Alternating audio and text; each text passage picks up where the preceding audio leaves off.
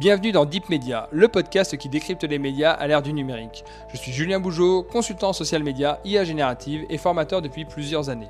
Mais avant tout, je suis un passionné et curieux de l'univers médiatique depuis plus de 15 ans.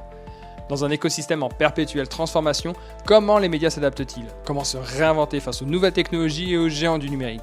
Quel avenir pour l'information et ceux qui la produisent? Si ces questions vous intriguent, alors vous êtes au bon endroit. Deep Media, c'est un temps de réflexion et d'échange avec celles et ceux qui façonnent l'avenir du secteur. Deep Media la capsule, épisode 24, c'est parti. Aujourd'hui, je voudrais revenir sur une statistique qui, à mon avis, va marquer durablement l'industrie des médias.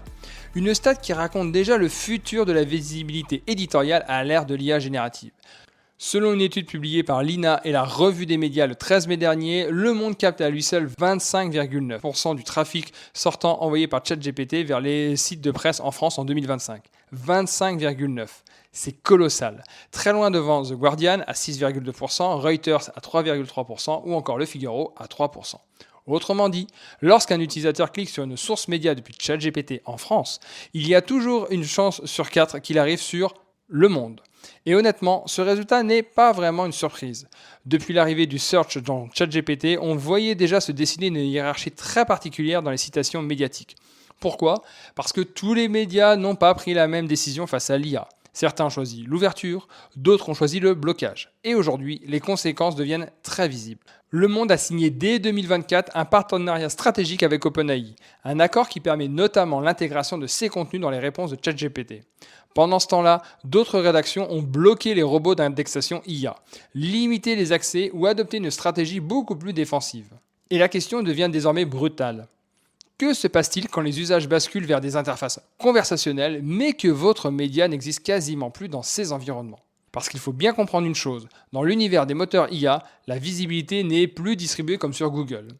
Sur Google, même un média de taille moyenne pouvait encore espérer exister grâce au SEO, aux requêtes de niche ou à l'actualité chaude.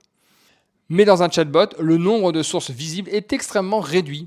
Très souvent, l'utilisateur ne voit que 2, 3 ou 4 références maximum.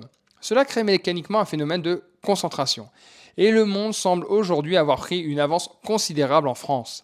La vraie question maintenant, c'est est-ce que ce phénomène va encore s'accélérer? Parce qu'on voit émerger une nouvelle logique dans l'économie des médias, les accords bilatéraux.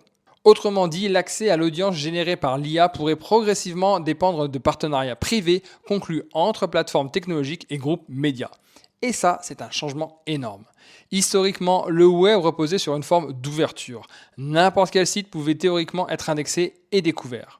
Mais dans l'univers des IA génératives, les plateformes reprennent énormément de contrôle sur la sélection des sources, leur hiérarchisation et leur mise en avant.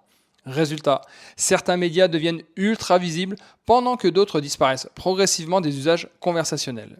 C'est une vraie perte qui s'annonce en termes de diversité et de pluralisme de l'information et des opinions. Et derrière cette bataille de trafic, il y a évidemment une bataille économique. Parce que si ChatGPT devient demain une porte d'entrée massive vers l'information, alors être bien positionné dans ses réponses devient vital. On parle déjà de millions de visites générées, 2,56 millions de clics envoyés vers le monde en un an selon l'étude. Et ce chiffre pourrait sembler presque faible aujourd'hui, mais il faut regarder la dynamique. On est probablement au tout début du déplacement des usages. Le vrai sujet, c'est ce qui se passera dans 3 ou 5 ans si les interfaces conversationnelles deviennent un réflexe quotidien pour chercher de l'information. Et il y a un autre élément très intéressant dans cette histoire.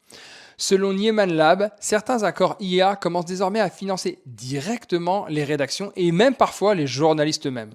Autrement dit, l'IA ne devient plus seulement un outil technologique ou un distributeur d'audience, elle devient un acteur économique du financement de l'information. Et cela pose énormément de questions.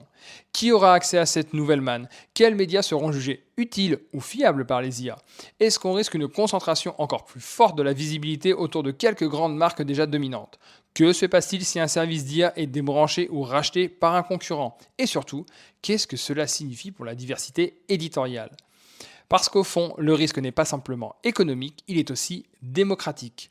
Si demain une poignée de médias capte l'essentiel de la visibilité conversationnelle mondiale via des accords avec les géants de l'IA, alors une partie de la diversité de l'information pourrait devenir invisible dans les nouveaux usages médiatiques. Et ça, c'est probablement le vrai débat qui commence aujourd'hui.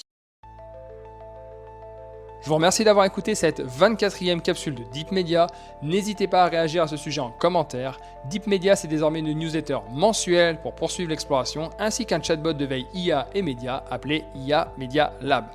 Pour accéder gratuitement à ces deux outils, je vous mets les liens en commentaire d'épisode.